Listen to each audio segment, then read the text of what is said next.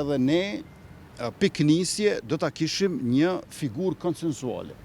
Pra dikush i cili nuk është i asnjë partie politike, dikush që është përtej polemikave të skenës aktuale, dikush i cili ka vlera të dëshmuara, kombëtare, profesionale. Falenderoj kryetarin e PDK-s Homza për këtë takim, i cili ishte takimi i parë dhe konstruktiv që kaloi në atmosferë të vullnetit, të interesimit për t'i dhënë institucione të reja Republikës së Kosovës në përputhje me vullnetin e popullit.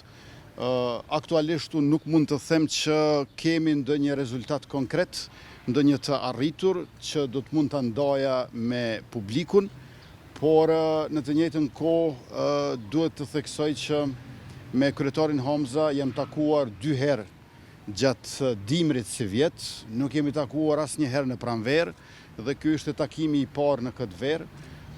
Uroj që kjo frymë e konstruktivitetit të mbizotroj edhe në vijim dhe në përputhje me afatet kushtetuese të arrijmë që t'i konstitutojmë institucionet dhe në këtë mënyrë vendit t'i japim edhe kryetar kuvendi, edhe qeveri të re, kryeministër e po ashtu edhe president të ri. Pra, për bindjen time, vullneti është aty, atmosfera konstruktive duhet të vijoj të mbizotroj dhe në këtë mënyrë do të mund të jemi megjithatë optimist për rrugën përpara. Unë sot në pasditën e vonë do të takoj edhe kryetarin e Lidhjes Demokratike të Kosovës, Lumir Abdigjikun, dhe të shohim që si 3 subjekte të mëdha, të cilët së bashku kanë le t'i mbledhim me shpejtësi 93 deputet, pra 53 vetëvendosja, 22 PDK-ja dhe 18 LDK-ja.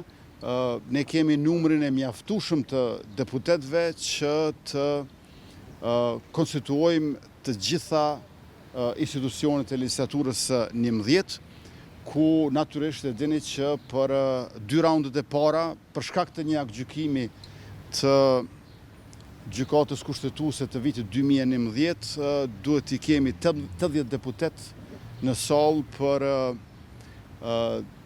të zgjedhur presidentin e ri, ndonse në raundin e tretë nuk kërkohet një gjë e tillë.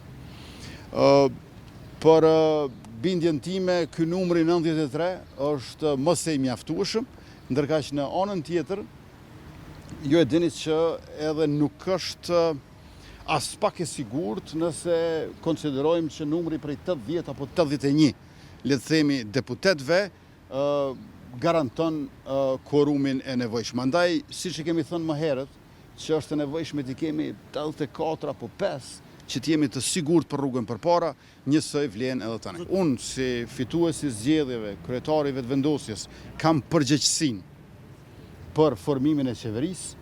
Zgjedhja e presidentit nuk është përgjegjësi vetëm e partisë fituese. Zgjedhja e presidentit është menduar që të ndodhë me një bashkëpunim me të tjerët. Andaj edhe ne piknisje do ta kishim një figurë konsensuale. Pra dikush i cili nuk është i asnjë partie politike, dikush që është përtej polemikave të skenës aktuale, dikush i cili ka vlera të dëshmuara, kombëtare, profesionale, qytetare, dhe në këtë mënyrë të jetë shprehje e unitetit ashtu siç e kërkon kushtetueshmëria jonë. Tash kjo është jo ideja jonë dhe kërkesa jonë, por kjo është fryma dhe germa e kushtetutës. Edhe një herë po ritheksoj, për qeverisje, përgjegjësia bie mbi ne, po për zgjedhjen e presidentit të gjithë kemi përgjegjësi. Apo një qeveri do të thotë që do ta thyrësim seancën e kuvendit pas konstituimit për ta votuar qeveri. Tash jemi në fazën e konsultimeve me partitë opozitare, dhe me thënë me PDK-n dhe LDK-n që pranuan që të takohemi dhe të bashkëbisedojmë për një zgjidhje politike për rrugën përpara. Ne jemi të interesuar që të japim kohë diskutimeve, konsultimeve, në mënyrë që legjislatura e 11 të ketë jo vetëm kryetar kuvendi e kryeministër, por edhe president.